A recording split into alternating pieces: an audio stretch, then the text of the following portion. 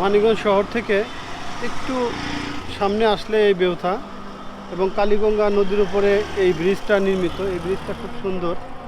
আগে এই ব্রিজ ছিল না, এখানে খেয়া ঘাট ছিল এবং এই খেয়া নদীতে পারাপার করার সবাই হয়তো আর কি পার হইতো। তো এখন এটাকে ব্রিজ করে দেওয়ার পরে অনেক মানুষের কিন্তু উপকার হয়েছে এবং যারা অতি সহজেই শহর থেকে ঠিক ওই পারে খুব দ্রুত যাইতে পারে।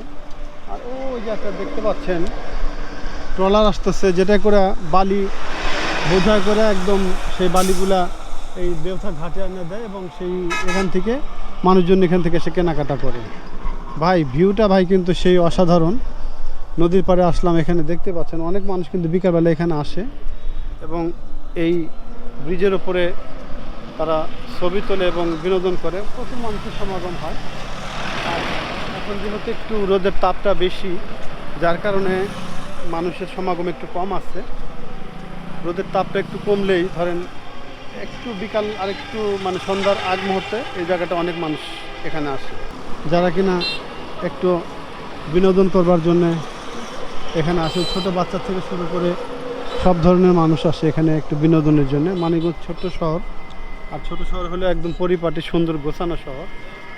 এখানে কিন্তু সবাই খুব আন্তরিক এবং সবাই খুব তাদের মন মানসিকতা ভালো। আপনার মানিকগঞ্জ আসলে বুঝতে পারবেন যে মানিকগঞ্জে মানুষ কতটুকু আন্তরিক। অবশ্যই মানিকগঞ্জে আসেন এবং মানিকগঞ্জের ভিউ পয়েন্টগুলো ঘুরে দেখেন, অবশ্যই ভালো লাগবে আপনাদের।